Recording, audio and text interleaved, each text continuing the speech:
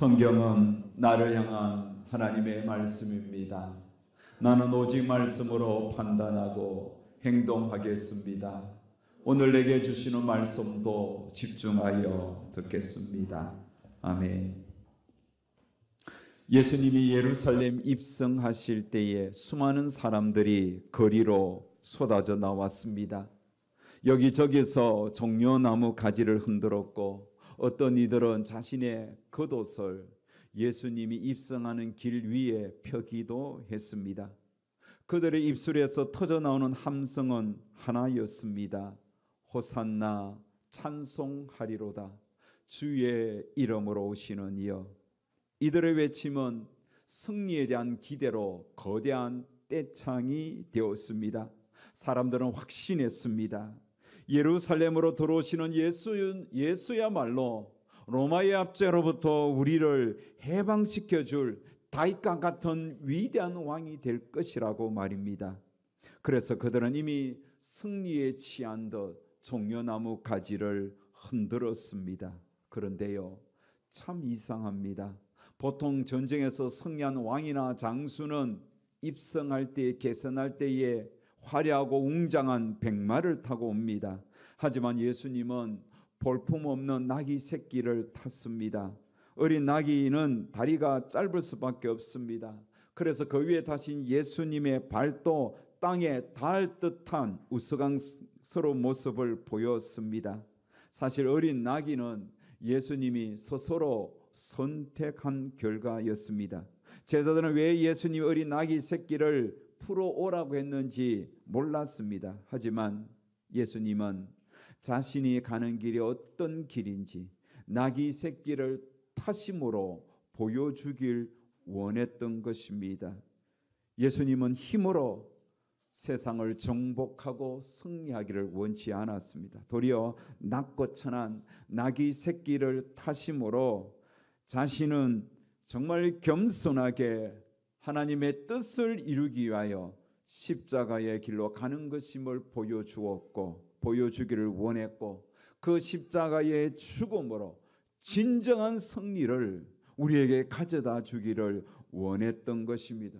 여러분, 예수님 우리에게 주고자 하는 승리는 노마를 물리치고 정치적 해방을 주는 그런 승리가 아니라 죄악으로부터 우리를 구원하여 죽지 않는 영원한 승리, 영원한 생명, 구원의 승리를 주기 위함인 것입니다. 여러분, 오늘은 종려주일입니다. 예수님이 예루살렘 입성할 때 사람들이 종려나무 가지를 흔들렸다고 종려주일이라고 이름을 불렀던 겁니다. 오늘 우리는 온 인류의 죄를 짊어지시고 십자가의 길을 걸어가신 예수님의 고난을 묵상하면서 그 고난이 나에게 오늘 현대적 의미가 무엇인지 살피기를 원합니다. 마가복음은 예수님의 일대기가 기록된 4복음서 중에서도 가장 먼저 쓰인 복음서입니다. 마가는 자신이 쓴 이 마가복음에서 주님의 삶과 사역을 충실하게 그렸습니다. 특히 오늘 본문이 포함된 24장에서 예수님께서 지상에서 보냈던 마지막 시간들을 아주 자세하게 마가는 기록했습니다. 우리는 주님이 걸어가신 십자가 길을 묵상하면서 주님이 당하신 고난의 의미가 어떤 것인지 생각해야 됩니다. 여러분, 주님이 당하신 고난의 의미는 적어도 세 가지로 우리가 묵상할 수 있습니다. 첫 번째 의미는 하나님의 뜻을 이루기 위한 고난이었습니다. 예수님이 받으신 고난은 이미 오래전부터 예언되었습니다. 특별히 선지자 이사야가 예언을 했습니다. 이사야 53장은 장차 오셔서 고난 받으실 종에 대한 노래입니다. 5절 6절 말씀에 보면 그가 찔림은 우리의 허물 때문이요 그가 상함은 우리의 죄악 때문이라. 그가 징계를 받음으로 우리는 평안을 누리고 그가 채찍에 맞음으로 우리는 나음을 받았도다. 우리는 다 양 같아서 그릇 행하여 각기 제 길로 갔거늘 여호와께서는 우리 모두의 죄악을 그에게 담당시켜셨도다. 자, 이 구절에 보면 하나님의 뜻이 분명하게 나옵니다. 여호와께서는 우리 모두의 죄악을 그에게 담당시켜줬도다. 그게 여호와 하나님의 뜻이었습니다. 그래서 예수님께서 겟세마네 동산에서 기도할 때에 그 기도의 핵심도 하나님의 뜻을 구하는 기도였습니다.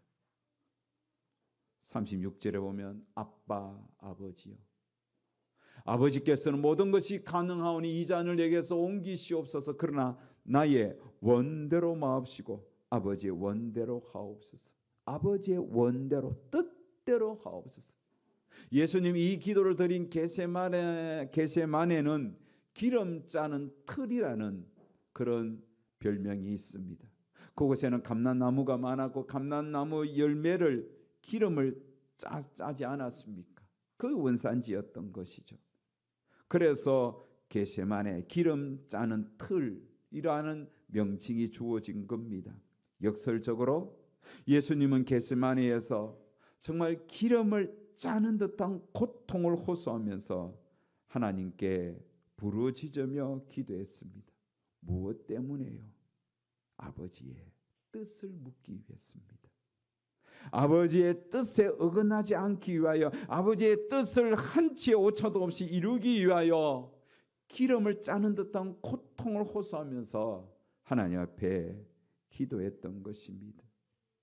예수님은 이 땅에 오시는 것 자체가 아버지의 뜻을 이루기 위함이고, 이 땅에서 공생의 사역할 때도 순간순간 우리 예수님은 하나님의 뜻을 구하였고, 또 말씀을 전하실 때에 자신의 하는 행동 하나하나가 아버지의 뜻을 이루기 위한 것임을 참 많이 언급하기도 했습니다. 요한복음 4장 34절 말씀을 보십시오. 예수께서 이러시되 나의 양식은 나를 보내신 이의 뜻을 행하며 그의 일을 온전히 이루는 이것이니라. 요한복음 6장 38절에도 내가 하늘에서 내려온 것은 내 뜻을 행하려 함이 아니요 나를 보내신 이의 뜻을 행하려 함이니라. 아버지의 뜻을 구하기 위하여 기름을 짜듯 그렇게 고통스럽게 하나님 앞에 엎드렸던 겁니다. 그런데요, 그 자리에 함께 올랐던 베드로와 야고보, 요한은 무엇했습니까? 예수님은 하나님의 뜻을 구하며 고통스럽게 깨어 기도할 때 그들은 자신의 육신의 평안함을 위하여 그 육신의 초롬을 이기지 못해서 깊은 잠에 빠져 있었던 겁니다. 기도하고 오신 후에 예수님은 그 깊은 잠에 빠져 있는 제자들을 보시면서 탄식하며 말씀했습니다. 시몬아, 자느냐? 내가 한 시간도 깨어 있을 수 없더냐? 시험에 들지 않게 깨어 있어 기도하라. 마음에는 원해로되 육신이 약하도다. 여러분, 하나님의 뜻을 우리가 이루기 위해서는 늘 깨어 있어야 하는 거예요. 늘 깨어 기도하면서 하나님 앞에 나아가야 하는 거예요. 이번 한 주 내내 우리는 고난 주간을 보냅니다. 고난 주간에 우리가 묵상해야 할 것은 주님이 왜 십자가에 달리셨나?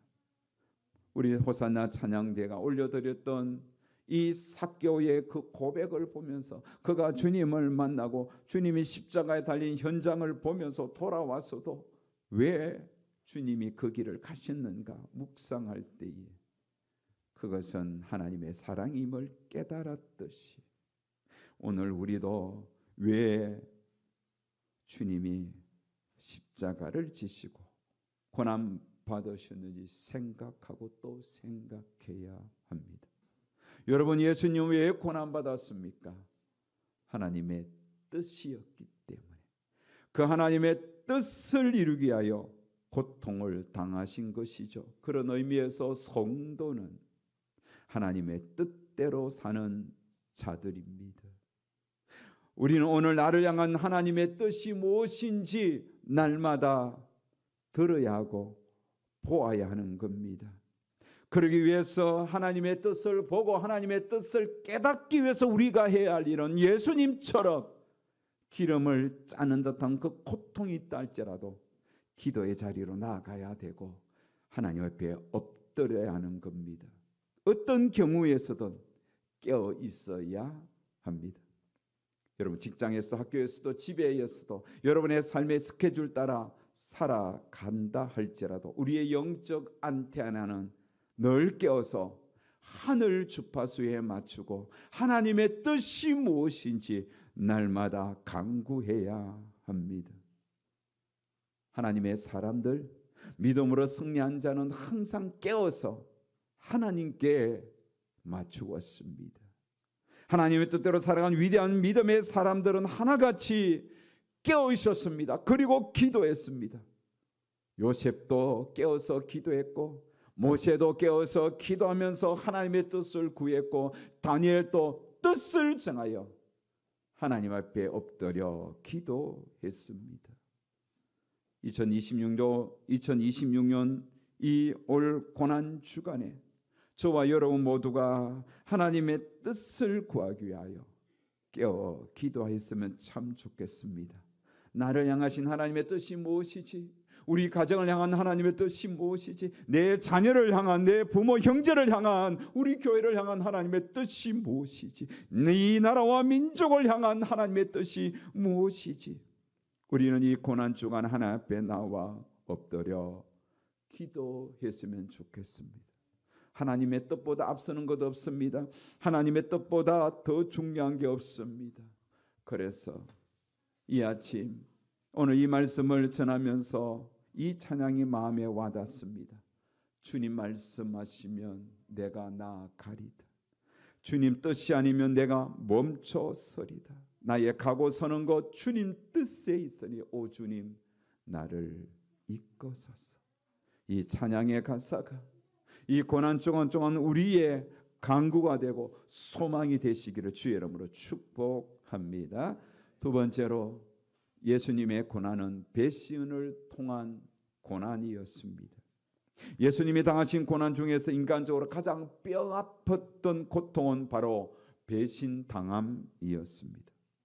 가룟 유다는 예수님과 3년을 함께 살았습니다. 같이 밥을 먹었고 같이 길을 걸었습니다.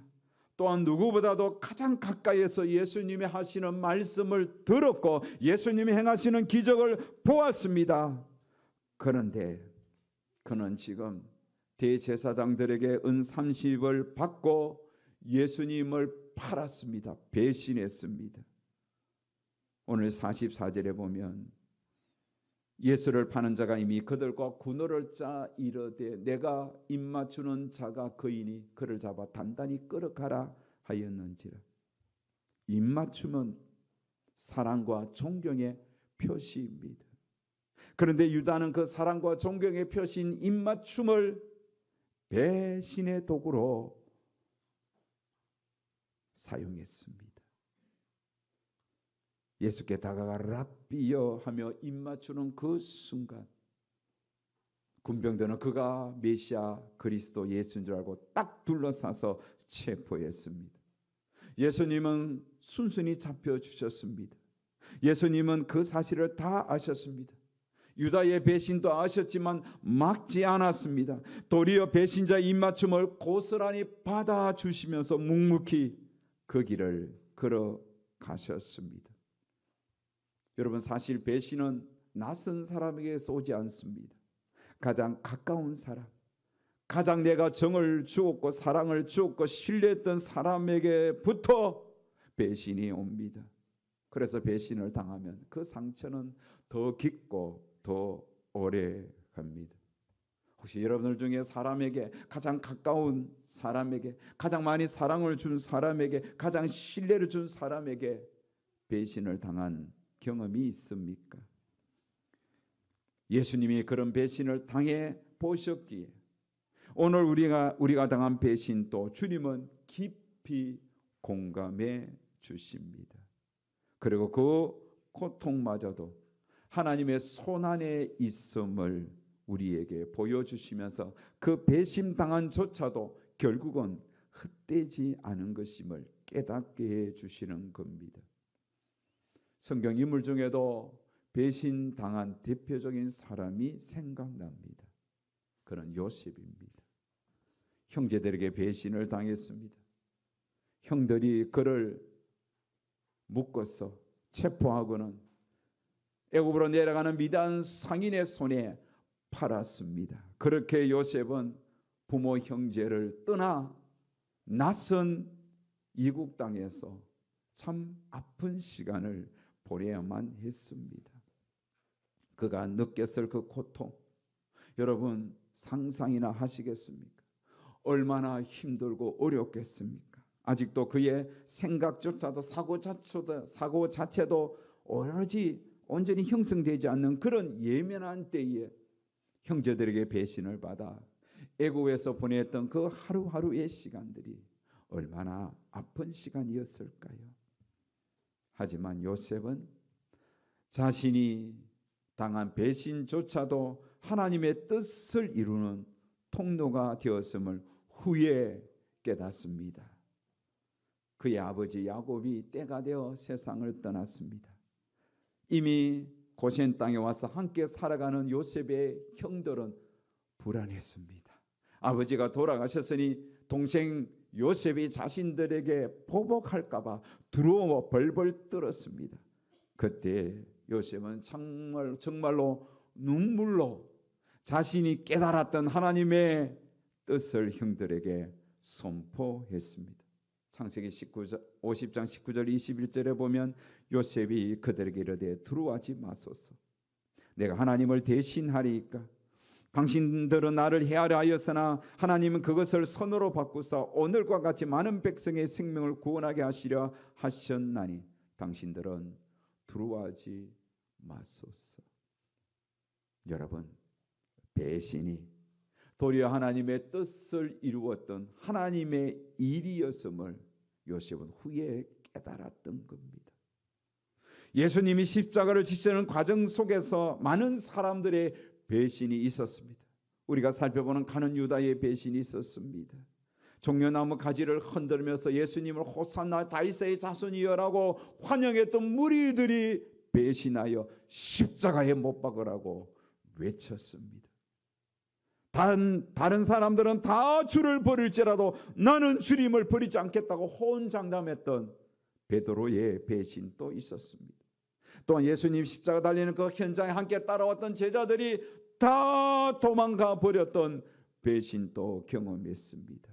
그래서 십자가는 배신의 십자가입니다. 하지만 우리 하나님은 인간의 가장 추한 배신조차도 구원을 이루는 과정으로 삼았습니다. 사랑하는 여러분, 혹시 여러분에게 누군가로부터 받았던 배신의 상처가 있습니까? 고통을 앓고 있습니까? 우리는 이 십자가를 묵상하면서 예수님의 십자가도 배신으로 가득한 십자가였음을 깨닫고 우리의 배신당한 아픔을 주님 앞에 내려놓으시기를 바랍니다. 배신을 당하신 주님께서 여러분이 당한 배신의 아픔을 어루만져 주시고 후에 깨닫게 해주실 것입니다. 그 배신이 나로 하여금 더 단단한 하나님의 사람으로 만들어가는 과정이었고 하나님의 영광을 드러내는 도구로 합력하여 선이 되었음을 주님은 깨닫게 해주실 것입니다.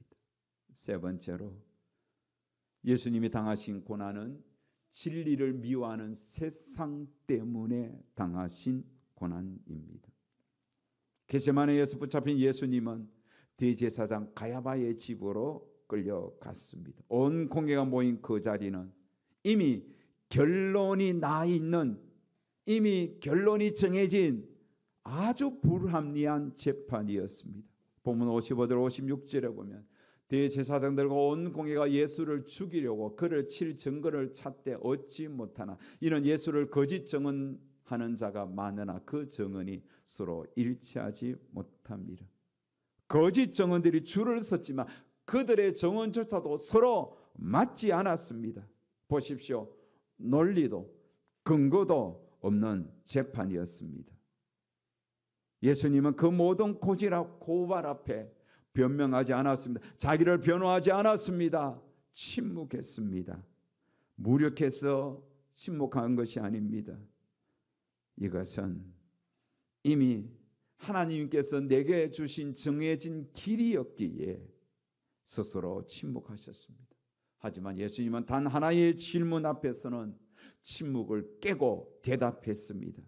본문 61절 62절에 보면 대제사장이 다시 물어 이르되 내가 찬송받을 이의 아들 그리스도냐? 예수께서 이르시되 내가 그니라.